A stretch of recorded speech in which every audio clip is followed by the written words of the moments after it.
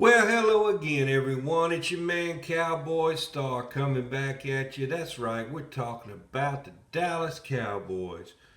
Well, the Cowboys took care of business against the Cardinals, against the Cardinals' backups, I might add, 51 to 26.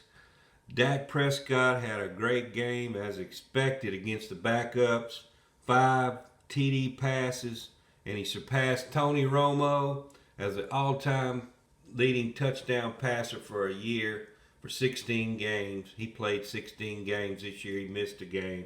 So he played just as many games as Tony did the year that he set the record of 34 touchdown passes. So yeah, Dak Prescott is now the leader for the Dallas Cowboys in touchdown passes for a year, for one season. And by the way, this win is kind of tainted to me because, like I said, we did play the Philadelphia Eagles backups, but they're still pro football players in my eyes. And, I mean, you still put 51 points up.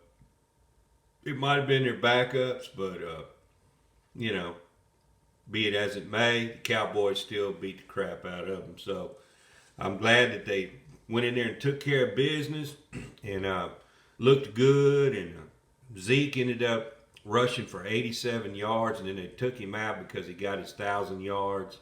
But Dak played well into the beginning of the fourth quarter, and he threw, like I said, 5 touchdown passes. Couldn't have been a better outcome. Looks like La'el Collins looked like he just played horrible in this game. He didn't block. He was letting defenders get around him, and it was causing some of the running plays not to go as smooth as they should have. But most of the other offensive linemen played pretty good. Had a few penalties. It wasn't quite as bad as normal.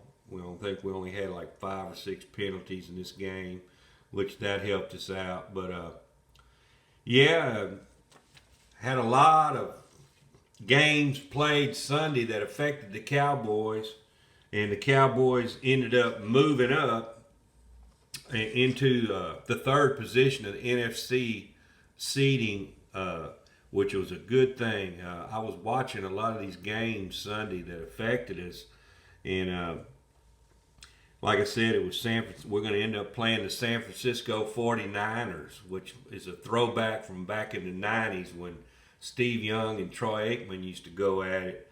And this is going to be a tough game. A lot of people are saying they'd have rather played the Cardinals, or even the Rams, but I don't know. I think we got the weakest of the quarterbacks of the 3 teams that we would have played. No matter where our seeding ended up, with Jimmy G being who we're going to be facing. But there had to be 3 things that happened for the Cowboys to move and improve their seeding Sunday in the games that were played. The 49ers had to beat the LA Rams, which they did. The Tampa Bay Bucks had to beat Atlanta, which they did. And Seattle came through with a defeat of the Arizona Cardinals. Beat the Arizona Cardinals and then knocked them to the 5th seed. So the seeds now is Green Bay, of course, is the number 1 seed, and they got to bye in the first round. And then Tampa is the 2nd seed, and the Cowboys is the 3rd seed, and now the Rams are the 4th seed, and the Cardinals are hitting in the 5th position. So the Cardinals are going to play the Rams, and that's going to eliminate one good team there. And Dallas won't have to worry about facing. And then the Bucks will play the Eagles, which if we could have stayed in that 2nd position, we'd end up playing the Eagles, which would have been a lot easier game than the 49ers. But oh well, we got the 2nd best scenario that could have happened. And so it remains to be seen. We'll see what happens this weekend in the wild card round of the playoffs. But there was this is Black Monday. As you know, the last game of the year was yesterday, and after that, there's a lot of coaches usually get fired today, and that's exactly what happened. Uh, Let me see here. Don Zimmer was fired by the Vikings, uh, and Dan Quinn is a hot candidate to take that job, which has several jobs. Dan Quinn is a hot candidate for. Vic Fangio of the Denver Broncos was let go today, and Denver is really a hot spot for Dan Quinn. And Kellen Moore is also interviewing for that job. I haven't heard that he's interviewing for the Vikings job yet. Matt Nagy of the Chicago Bears has been let go. Chicago, a possibility as well for Dan Quinn. And Brian Flores, in a surprise move, was let go by the Miami Dolphins. Uh, Man, that was a shocker there. They started out 1-7, and then they won every game after that, and they still let the man go. So I don't know if there was some internal problems. I heard he was having problems getting along with some people up in the front office or whatever, but they let Brian Flores go. I'm not sure if maybe Kellen Moore might interview for that one too. I'm not too sure.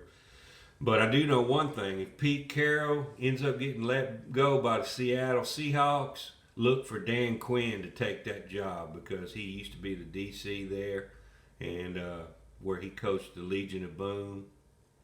And I think, he really covets that job. So if Pete Carroll decides to step down or gets fired, I bet you Dan Quinn will get that job. But if Dan Quinn is hired by any other team as their head coach, look for Don Zimmer to be his possible replacement. As you know, Don Zimmer used to be our defensive coordinator back in the 80s, early 90s, I believe, and then he went to Cincinnati Bengals, and he was there for a long, long time until he finally got the head coaching job at Minnesota. So, and I think he would be a great replacement too. He's an excellent defensive coordinator, and of course Fangio, he's a good defensive coordinator too. I don't know if the Cowboys would hire him, being he was saying that he devised a blueprint of how to beat the Cowboys when the Broncos beat us this year. I don't know if that would weigh into it, but he would be a good defensive coordinator. Even Brian Flores is a good defensive coordinator. So there's several good defensive coordinators out there that just got fired. Like I said, the Cowboys have landed that number 3 seed. We will be playing the San Francisco 49ers, and we're playing them Sunday at 3:30 slot. So if you're a Cowboy fan, you need to be watching this game. This is the game of the year. Cowboys, like I said, it's not going to be easy. The 49ers are going to try to run the ball. That's what they've been doing in recent games. And they got Deebo Samuel, sometimes he lines up as a running back. He's really a wide receiver, but he also runs the ball like a running back. Sometimes he lines up in the running back formation, and they hand the ball off to him. He's a hell of an athlete. He's really fast, and he's a good player. I hope we can contain him.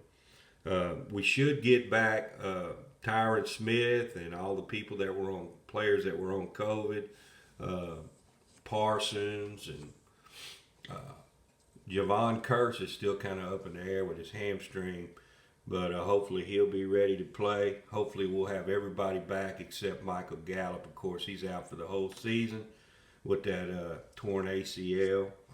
And even Tony Pollard, should be ready to go according to Mike McCarthy. His foot is well rested, and he's ready to get back in there. That's going to help us out in the running game. But like I say all the time, if the Cowboys can run the ball and we can stay away from that other opponent, the penalty bug, we should be able to win this game. It's a home game. We're playing at AT&T, and I'm just looking forward to this matchup. It's been I grew up watching the Cowboys play San Francisco. It seemed like they were beating us to go to the Super Bowl or the championship game, or vice versa. So it ought to be a good matchup. The Cowboys need to go in there and play like they did the other night against the Eagles. Our offense looked like Dak was passing the ball accurately, and he was even throwing some balls before the receiver broke. So he knew, where they were going to be. Cedric Wilson really had a good game. He had 2 touchdowns, and just about everybody got in the act. Dalton Schultz had 2 touchdowns. Even Corey Clement, the backup third-string running back, had a touchdown. And they brought up the 2 running backs from the practice squad, Jaquan Hardy and Ito Smith, and both of them got a touchdown. So the Cowboys really showed out against the Eagles. Like I said, it was their backups, but still in all, we won the game convincingly, and I'm hoping that the Cowboys have turned the corner with this offense, and they've got everything, rectified and ready to play the 49ers. That's pretty much all the news that's going down right now with the Cowboys. If you're new to this channel, be sure you subscribe. Hit the subscribe button, and I appreciate all of you who have already so far. With that being said, we're going to catch you next time. I'm out.